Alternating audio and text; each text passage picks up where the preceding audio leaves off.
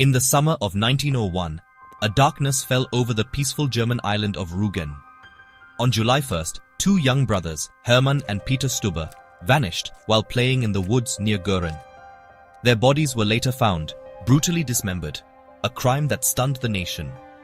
The community, once trusting, was plunged into fear and suspicion. With no clear suspects or motives, the authorities were left baffled. The brutality of the act seemed almost otherworldly, and the case threatened to become an unsolved legend. But this tragedy would become a turning point in the criminal justice. The investigation soon focused on Ludwig Tessnow, a quiet, unremarkable carpenter. Beneath his ordinary exterior, investigators suspected a capacity for violence. The case would pit old investigative methods against a new scientific approach. The story of Ludwig Tessnow would forever change the way crimes were solved. Ludwig Tessnow, born in 1872, was a journeyman carpenter who drifted from town to town. He was quiet, competent, and easily overlooked, a man who blended into the background. His profession gave him both the skills and the cover to commit his crimes. Tessnow was skilled with saws and knives, tools he used daily. In 1898, two girls were murdered near Lechtingen in a manner eerily similar to the Rügen case.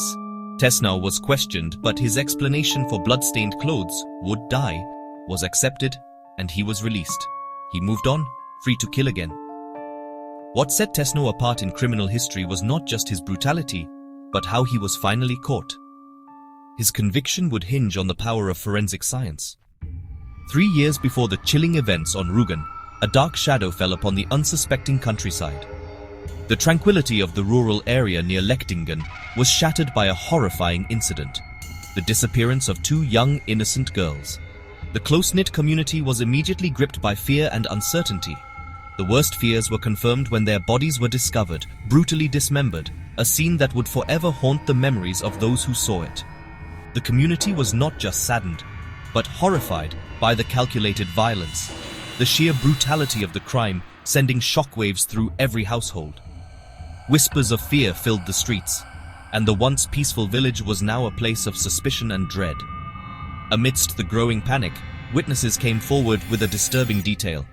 They recalled seeing a stranger in the area, a traveling carpenter by the name of Ludwig Tessnow. He had been seen nearby, and what caught the attention of the witnesses were his clothes, which appeared to be stained with something dark and suspicious. When questioned about the stains, Tessnow offered a simple explanation.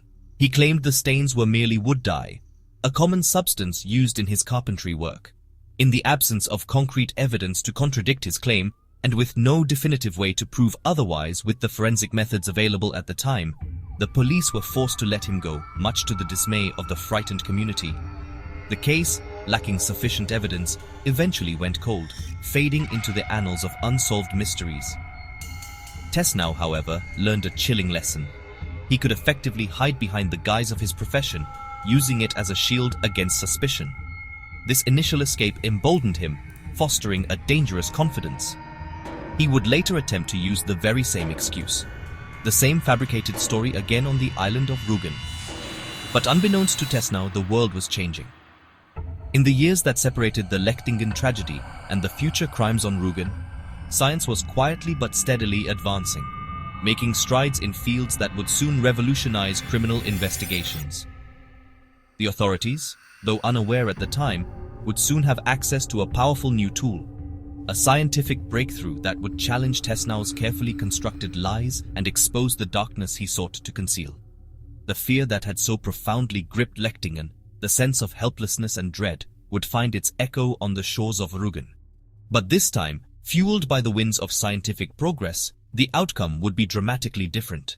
The terror that had consumed the community of Lechtingen, though devastating in its own right, inadvertently set the stage for a groundbreaking advancement in the field of criminal investigation, paving the way for a new era of justice.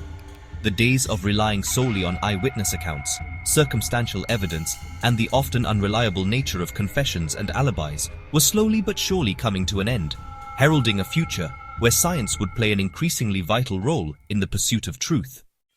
The year is 1901. A chilling crime shatters the tranquility of a small island. The brutal murders of the Stubbe brothers on Rügen sent a wave of fear and disbelief across the nation. The news spread like wildfire, dominating headlines and sparking intense public debate. The news of the heinous crime sent shockwaves through Germany, a nation still grappling with the complexities of a rapidly changing world. The implications of such a brutal act, committed in what was considered a safe haven, were deeply unsettling.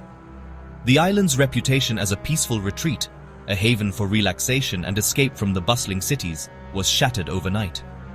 The idyllic image of Rügen, with its picturesque landscapes and serene atmosphere, was forever tainted by the gruesome reality of the murders. Desperate search parties, comprised of locals and law enforcement, scoured the island in a frantic attempt to find the missing boys. The discovery that followed was horrifying. The boys' remains were eventually found, dismembered with chilling precision, a grim testament to the killer's cold and calculated nature. As investigators delved deeper into the case, a disturbing pattern began to emerge. The method used in the Rügen murders bore an uncanny resemblance to the unsolved Lechtingen case, a similar crime that had baffled authorities years prior. The similarities were too striking to ignore, and suspicion quickly focused on Ludwig Tessnow, a local craftsman with a history of unsettling behavior and a known fascination with anatomy. The community was paralyzed by fear. The once familiar streets now felt menacing, and the bonds of trust that had held the village together began to fray. Parents, gripped by terror, kept their children indoors, shielding them from the perceived danger lurking outside. Neighbors eyed strangers with suspicion, their faces etched with anxiety and uncertainty. Police, under immense pressure from the public and the media, launched a full-scale investigation, determined to bring the perpetrator to justice and restore peace to the terrified community. They began interviewing hundreds of residents, meticulously piecing together the events leading up to the murders. Tessnow, who had been seen with the boys shortly before their disappearance and was later found with unexplained stains on his clothes, quickly became the prime suspect in the investigation. The circumstantial evidence was mounting against him, painting a damning picture of his potential involvement. When questioned about the stains, he repeated his old excuse, claiming they were merely wood dye, a byproduct of his carpentry work. But this time, the investigators were not so easily convinced. This time, investigators were determined to prove otherwise, to unravel his web of lies and expose the truth behind the gruesome murders. The pressure was on to find concrete evidence that would link Tessnow to the crime. The similarities between the two cases, the Rügen murders and the Lechtingen case, were too strong to ignore, suggesting a single perpetrator responsible for both heinous acts. The investigators meticulously compared the details of each crime, searching for any common threads that would solidify their suspicions. The challenge was to expose Tessnow's lie, to break through his carefully constructed facade and reveal the darkness that lurked beneath. The investigators knew that the key to solving the case lay in letting the evidence speak for itself, in uncovering the irrefutable proof that would condemn him. The island's terror demanded answers, and science, in its nascent stages of forensic investigation, was about to provide them, offering a glimmer of hope in the face of unimaginable horror. The pursuit of justice hinged on the ability to decipher the clues left behind. The case was no longer just about a killer. It was about the future of justice, about the ability of law enforcement to protect its citizens and hold perpetrators accountable for their crimes. The eyes of the nation were on Rügen, waiting to see if justice would prevail. Tessnow's profession was central to the case. His tools, saws, knives, chisels, were instruments of both creation and destruction. The precision of the dismemberments pointed to someone skilled with blades. Investigators found his tools meticulously cleaned, raising suspicion. While a craftsman cares for his tools, this level of cleanliness seemed deliberate. The prosecution argued that Tessnow's skills enabled his crimes. His profession gave him both the means and a convenient excuse for incriminating evidence. The tools of his trade became the murder weapons, even if not directly proven. Investigators needed a way to prove the stains on his clothes and tools were not innocent. The case hinged on piercing the veil of Tessnow's ordinary life. Tessnow's defense was simple. The stains on his clothes were wood dye, not blood. He had used this excuse before, and it had worked. As a carpenter, stains were expected, and his calm demeanor made his story believable. In 1898, police had no way to challenge his claim, and he walked free. Now in Rügen, he tried the same tactic, confident it would succeed again. But prosecutor Ernst Hubschmann saw the pattern and refused to rely on Tessnow's word. He sought a scientific answer to the true nature of the stains. The search for truth would move from the police station to the laboratory. Tessnow's carefully constructed lie was about to be tested. The fate of the case would rest on a new kind of evidence. The pivotal breakthrough in the Tessnow case, the one that would forever change forensic science, came from a brilliant mind. Professor Paul Uhlenhuth, a name now synonymous with forensic innovation, was working diligently at the esteemed University of Greifswald in Germany. His work was about to thrust science into the heart of the courtroom. Uhlenhuth, a pioneer in serology, had meticulously developed what became known as the precipitin test. This groundbreaking test was a marvel of scientific ingenuity. Its primary function was elegantly simple, yet profoundly impactful. It could definitively distinguish human blood from the blood of various animals. This was a game-changer in forensic investigations. Recognizing the potential of Uhlenhuth's work, prosecutor Hubschmann, desperate for a scientific lead, made a crucial decision. He carefully sent Tessnow's stained clothing, the very garments that held the potential key to unlocking the truth, to Uhlenhuth's well-equipped lab for analysis. This marked a historic moment. For the first time in legal history, rigorous science, not circumstantial evidence or eyewitness accounts alone, would take center stage as the star witness in a high-stakes murder trial. The implications were enormous. Uhlenhuth's meticulous testing and analysis revealed a shocking truth. The stains on Tessnow's clothing were definitively not wood dye, as the accused had claimed, nor were they the blood of any animal. The stains, the test unequivocally proved, were undeniably human blood. This single finding shattered Tessnow's carefully constructed alibi. Further analysis revealed that other stains present on the clothing matched the specific characteristics of sheep's blood. This discovery was particularly damning, directly linking Tessnow to a recent and previously unexplained sheep killing that had occurred in close proximity to the crime scene. The net was tightening.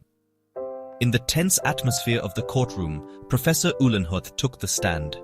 He calmly and methodically explained his complex scientific findings with remarkable clarity and unwavering authority. Faced with the undeniable weight of the scientific evidence, Tessnow's defense crumbled before the court.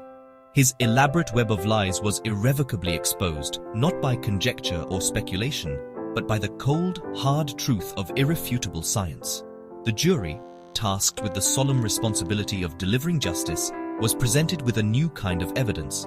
Evidence that could not be swayed by emotion, intimidated by power, or deceived by cunning words. The bloodstains on Tessnow's clothes, once silent witnesses, now spoke volumes, telling the true and horrifying story of his crimes.